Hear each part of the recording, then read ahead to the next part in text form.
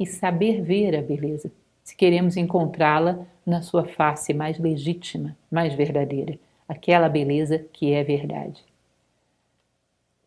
Beleza nas pequenas coisas. Essa é uma das práticas que eu acho mais adoráveis, porque ela preenche tua vida toda. Quando você vê, você teve um dia todo cheio de beleza, e isso te dá um estado de realização muito grande. Preenche a tua vida. E a natureza te oferece um banquete de pequenas coisas belas todo momento. E quando você compõe tudo isso, você tem um dia inteiro belo, você tem uma vida inteira bela. Eu acho isso incrível quando você percebe o sol voltando no dia seguinte. Um dia desses entrava um raio de sol diagonal no meu quarto. Aquilo era uma obra de arte. E eu pensava, bom, apesar do ontem, alguém me deu um papel em branco para recomeçar.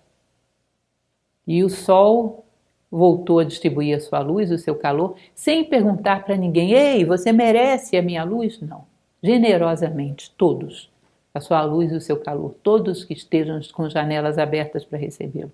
Como é belo isso, como me dá mil reflexões. Às vezes é aquele momento crítico, que eu considero o momento crítico do filósofo, que todos os dias, quando abre os olhos na cama, tem que relembrar muito bem o que ele é e onde ele quer chegar com tudo isso. Tem que reforçar o seu ânimo de aperfeiçoamento. Às vezes uma pequena coisa como essa é um sinal maravilhoso de que vale a pena recomeçar. Porque se o sol não desiste, por que eu desistiria? Ele é sol, eu sou humano. Cada um irradia a luz da sua forma. Por que eu desistiria? Pequenas coisas desse tipo. No Tibete eles valorizam, eu um dia desses dava uma aula sobre o livro tibetano dos mortos, o Bardo Thodol, eles valorizam pequenos sinais como símbolos de que determinadas coisas estão acontecendo, muito parecido com aquilo que Jung chamava da sincronicidade. Bom, sempre há raios de sol, mas a maneira como esse entrou no meu quarto nesse momento é especial talvez para esse momento. Talvez esse raio nunca entre exatamente dessa maneira no meu quarto. Talvez a minha necessidade de experiência se entrecruze com esse fato natural e ele tenha algo a me dizer. O sol vai estar por aí durante muito tempo, uma infinidade de tempo pela frente, ainda é uma estrela com muita vida pela frente. Mas a maneira como ele interage com cada ser vivo em cada momento é única e irrepetível, é dotado de significado, uma vez que as coisas se entrecruzam, como diz Jung, por uma necessidade mútua de experiência. Que mais? O escândalo dos pássaros quando amanhece. Isso é uma experiência que eu sempre achei maravilhosa. Fiz um poema, inclusive, sobre isso, a Canção Matinal dos Pássaros, porque está acontecendo algo extraordinário ali. A natureza toda percebe e nós estamos dormindo. Às vezes acordar para receber o sol e perceber o fato extraordinário de que a vida está recomeçando. Voltamos ao início, à infância do dia. As horas do dia têm uma relação direta com as idades da vida. Aí você está voltando à pureza da infância do dia, aquela luz cinzenta, tudo começando a nascer. A madrugada é maravilhosa, a aurora. E aquele escândalo dos animais numa cerimônia, uma cerimônia de gratidão porque a vida recomeçou. Uma vez me recordo que no meio das águas do rio Amazonas, num barquinho, eu assisti o nascer do sol. Nunca tinha imaginado uma coisa daquela, o barulho é ensurdecedor. Os macacos ficam enlouquecidos, é tanto barulho de animal que você não consegue distinguir o que é aquilo. Uma loucura de ruídos. Os animais estão fazendo a sua cerimônia. Por quê? A vida recomeçou. Há uma nova infância, há uma nova oportunidade. Como é lindo isso! Como é lindo observar a euforia dele. Uma vez eu tinha uma gatinha e ela saía de casa, ia para o jardim e ficava feito uma louca quando amanhecia. Eu levantava só para olhar ela, pulando eufórica, parecia uma bolinha quicando no meu jardim. Ela estava eufórica por alguma coisa que eu, por alienação, optei por não perceber. É muito belo isso. Os amanheceres, as auroras, assim como o pôr do sol. Quando a gente compara isso com a infância, a plenitude do meio-dia, com a maturidade, com o momento do despertar, e o pôr do sol com a velhice, você percebe que tudo tem a sua beleza. A noite dos mistérios, talvez com a morte, e a aurora mostrando uma nova oportunidade, você percebe que a beleza está em todos os ciclos da vida, quer num dia, quer num ano, quer na estação, quer na vida e na morte, em tudo persiste a mesma beleza, a mesma mensagem simbólica. Você começa a dialogar cerimonialmente com a vida. E isso é lindo, isso ilumina o teu dia. A passagem das estações Como eu acho curioso ver as plantinhas do meu jardim, embora as estações sejam bem difíceis de perceber em determinados locais, né? Mas a gente percebe como a terra, as plantas reagem, até os insetos reagem na passagem das estações. Você percebe uma inteligência muito grande cuidando da terra e de todos os seus filhos, preparando a terra, se recolhendo, preparando a terra para o que há de vir, recebendo a semente, de repente explodindo novamente em vida. Você percebe, bom, tem uma inteligência maternal aí cuidando da terra e de todos os seus filhos. Como isso é lindo! Como isso faz que a gente se sinta nos braços da mãe, nos braços do pai. Você percebe uma inteligência milimétrica nas coisas à sua volta, renovando a vida, cuidando da vida. Quando nós percebemos isso, adquirimos uma confiança tão grande na vida, na natureza, que percebemos que essa coerência deve existir na natureza humana também. E passamos a confiar mais no ser humano, confiar mais nas coisas que nos acontecem, sabendo que lá na frente veremos o propósito de tudo isso com cada vez maior nitidez. E se procuramos, realmente chegamos a ver. Unimos as duas pontas da vida. E aquilo que nos pareceu caos, num determinado momento nos parece cosmos, se nós queremos ver. E também é extremamente belo.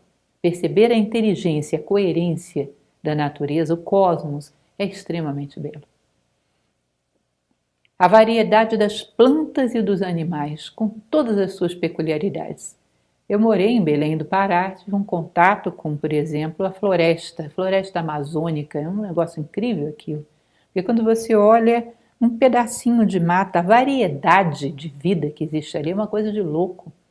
E uma interagindo com a outra perfeitamente, uma apoiando a outra. A biodiversidade é uma coisa de louco, porque são seres absolutamente diferentes que se respeitam e colaboram um com o outro. Você tem ali uma lição de convivência fora do comum. Uma vez eu ouvi uma pessoa que lidava com biomimética me dizer que nós poderíamos mais aprender da floresta amazônica observando-a, e o homem ganharia muito mais ao fazer isso do que se cortasse toda a floresta e vendesse sua madeira. O aprendizado que a natureza nos dá, e não precisa às vezes você ir à floresta amazônica olhando só no seu jardim.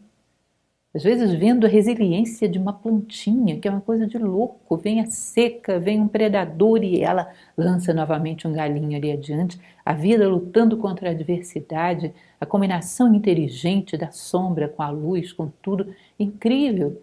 Quando a gente observa os detalhes de uma vida vegetal, de uma vida animal, você percebe um nível de inteligência e ao mesmo tempo a gente percebe as plantas, o mundo vegetal tem essa variedade enorme. Os animais têm uma variedade enorme. Essa variedade de possibilidades deve existir dentro do ser humano, uma vez que em aparência não somos tão variados assim. Devo ter toda essa riqueza de possibilidades dentro de mim. Talvez a variedade do ser humano esteja muito mais dentro do que fora. Ou seja, traz grandes reflexões. E é também tremendamente belo a complexidade de uma teia de aranha. Tenho particular simpatia por teias de aranha, sempre tive dificuldade de espantá-las da minha casa, porque eu fico impressionada de ver a beleza daquilo.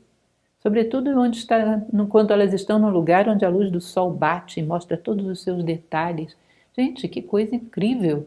Como é inteligente, como é bem construído, que obra fantástica aquilo ali. Você percebe a inteligência nessas pequenas coisas. Uma vez eu passei acidentalmente, nem sabia que essa exposição existia, lá no Rio de Janeiro, no centro da cidade, por uma exposição que ampliava um chão de pedra, um piso de pedra.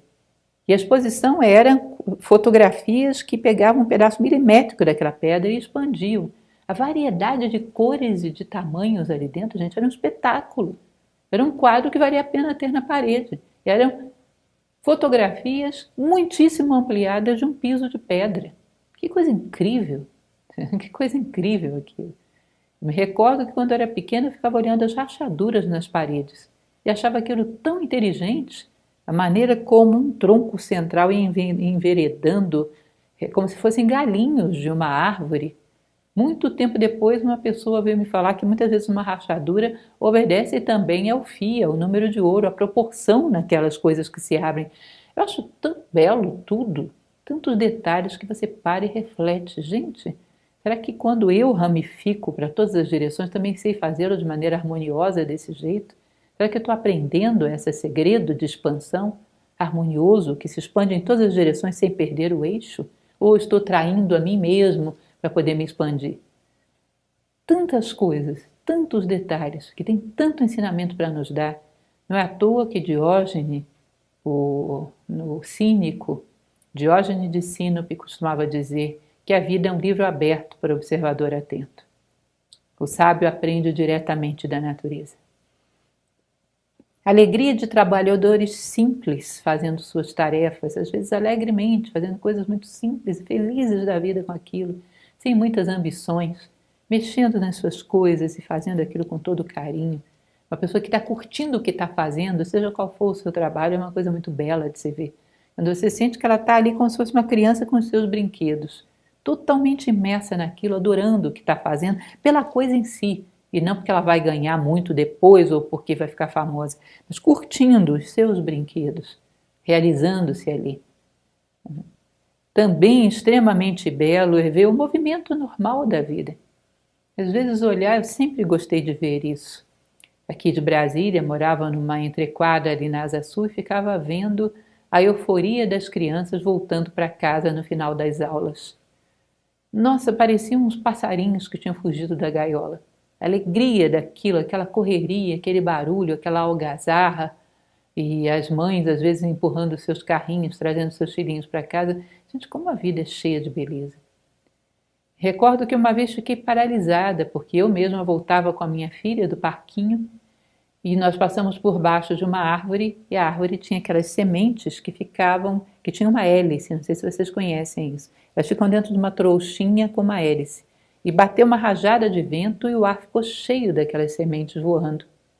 E a minha filha pequenininha, tinha uns 4 anos, pulava no ar, tentando pegar aquelas sementes. E por trás tinha um pôr do sol. Eu olhei para aquilo e falei, gente, que coisa louca. Como a beleza é perfeita. Ela não pertence ao tempo. Como é que o tempo vai me roubar uma coisa como essa? É impossível. Impossível. Ela está totalmente fora do tempo. Isso aí não pode ser trucidado, digerido, não é passageiro, é um pouco de eternidade. Uma outra ocasião que sempre me recordo também, que cheguei depois de uma aula, sou professora já há muitos anos, como vocês sabem, e a minha filhinha, essa menor de 4 anos, também deitada no sofá da sala, abraçada com uma caixinha de fósforo. Eu fui tirá-la dali para levar para a cama e ela, mamãe, eu prendi um raio de sol dentro dessa caixa para você, peguei o mais bonito. E é extraordinária a beleza do momento desse. Como é que a vida pode tirar isso da nós? Não pode, não pode. Essas coisas são momentos de eternidade no meio do tempo. Como é belo às vezes. Detalhes, coisas pequenas da vida. Se nós fôssemos mais observadores, seríamos ricos. Seríamos tremendamente ricos.